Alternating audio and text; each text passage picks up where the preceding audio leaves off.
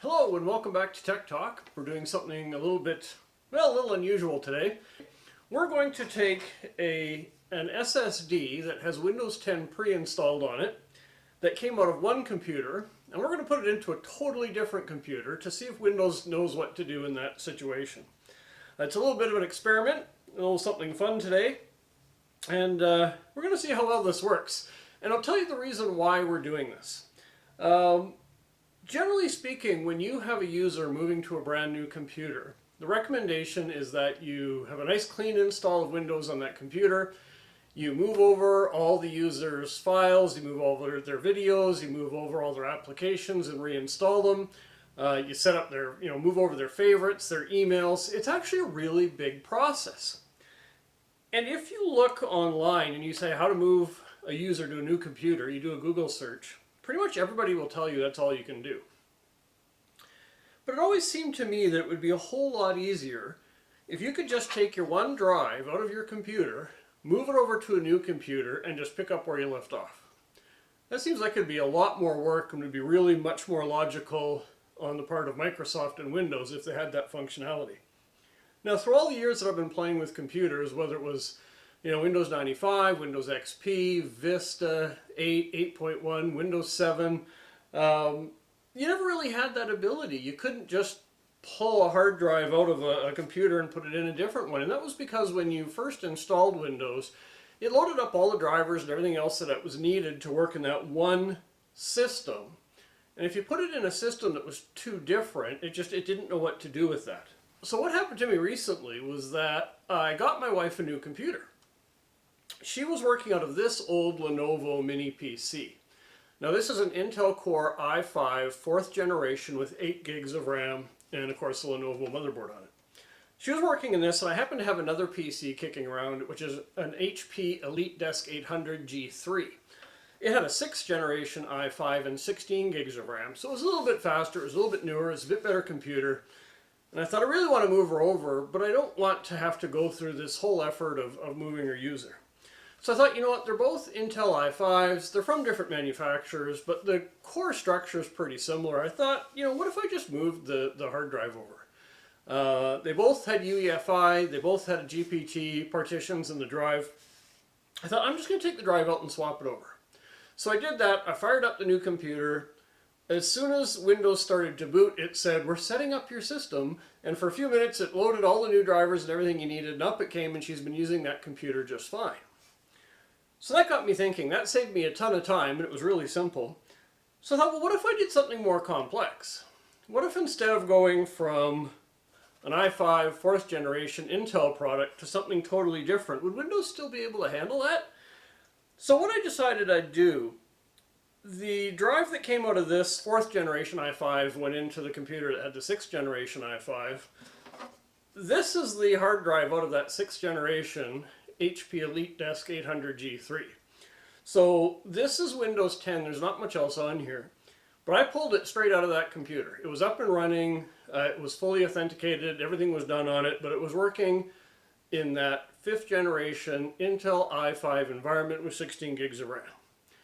What I'm going to do today is I'm going to pull the drives out of this large computer here. And what this is an AMD PC. It has an MSI B350M motherboard. It has a Ryzen 5 1500X processor from AMD. It has an AMD Radeon RX 570 graphics card. So this computer could not be more different than the computer this copy of Windows 10 came out of. And what I'm going to do, I'm going to take this, I'm going to throw it in here, we're going to fire it up, and we're going to see if it works. Because what I've read online says that as long as you're moving hard drives between PCs that are fairly similar, you shouldn't have a problem. But if it's too different, it's never going to work. And I haven't tried this in advance. I don't know what the outcome is, so I'm doing this on the fly. But we're going to throw it in there. We're going to see if it works. Stick around. Let's get the drives out of here. We'll put this one in temporarily. We're going to fire this puppy up, and we're going to see what she does.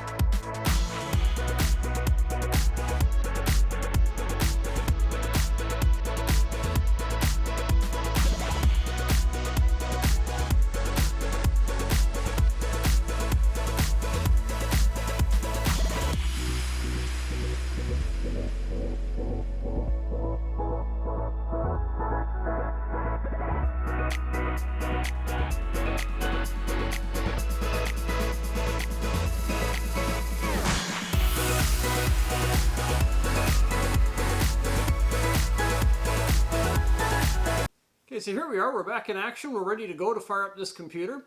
What I'm going to do is I'm going to capture the startup process. Now keep in mind again what I've done. I've just taken this drive out. It came out of an i5-6500T computer, an Intel, and it's gone into an AMD, all AMD system with a dedicated GPU and everything else. So we're going to see not only whether Windows can fire, but we're going to see how long it takes to make the adjustments that it needs to get this done. So we're going to go ahead and turn it on. Let's see what happens.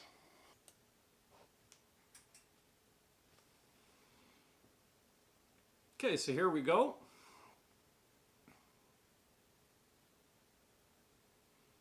We've got video signal, and it's going through post. Well, didn't really do anything. I see the graphics driver isn't correct because it's very low definition here. Let's just see. Well, look at that. No trouble at all. So clearly through the generations, Microsoft has greatly improved the ability of Windows to sort out what kind of computer it's in. Because I took this drive out of a computer that has nothing to do with the one it's in now, and literally within seconds, it managed to boot up and it's brought me to my desktop. Now clearly there's some driver issues going on here that'll have to get corrected. So what I'm going to do is I'm going to go through and start putting in drivers and seeing if I can get this to basically be where I would want it to be if I was going to use it going forward. So let's take a couple of minutes and see what we can do.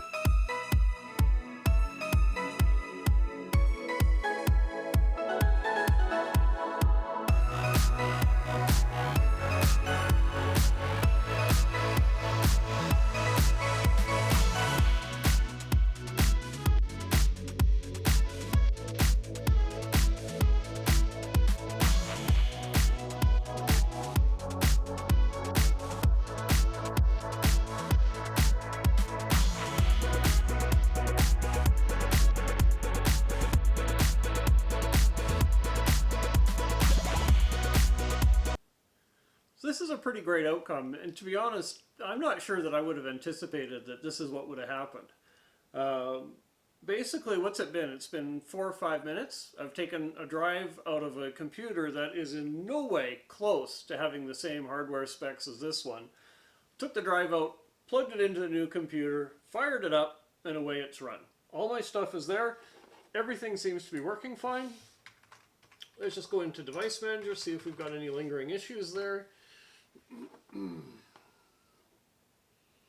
Nope, all the driveways are good. We do have this one smart audio issue, but I'm sure a little bit of troubleshooting could fix that in pretty quick order. So I think really what we've proven is that Windows is way more capable than it's ever been before about adapting to different hardware. The old days perhaps of having to move a user manually, all the bits and pieces that they've got, especially if, like my wife, they have a tendency to save things in all different places all over the computer and it's heck to find. This might be a solution. Now there is a caveat that I'm going to bring out here. I don't know if I would do this on my regular everyday computers. Yes, we've proven it works. Yes, we've proven that Windows can easily adapt and load up everything it needs to run on totally different hardware.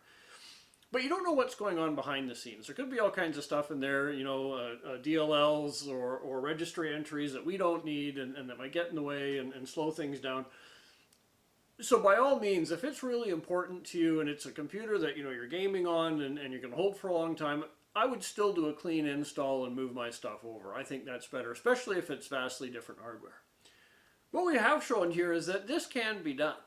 In the case of the move that I did for my wife on her two PCs, because they were, both Intel, they were both i5s, they were just 2 generations apart, I have no problem just moving the hard drive over and carrying on. On something like this, I think it would still nag at me a little bit in the back of my mind that there could still be things going on here that aren't ideal. But it's nice to know that it can be done. If you need to get, stuff moved over in a hurry, you don't want to do it manually, this is something maybe that you can look at as long as you've got a good backup in case something goes wrong. So there you go. That's our experiment for today concluded. I hope you enjoyed that and learned something and found it useful. I'm Graham Hughes. This is techtalk.net. Feel free to leave comments down below or to drop me a line at info@techtalk.net if you want to have a chat. Thanks so much.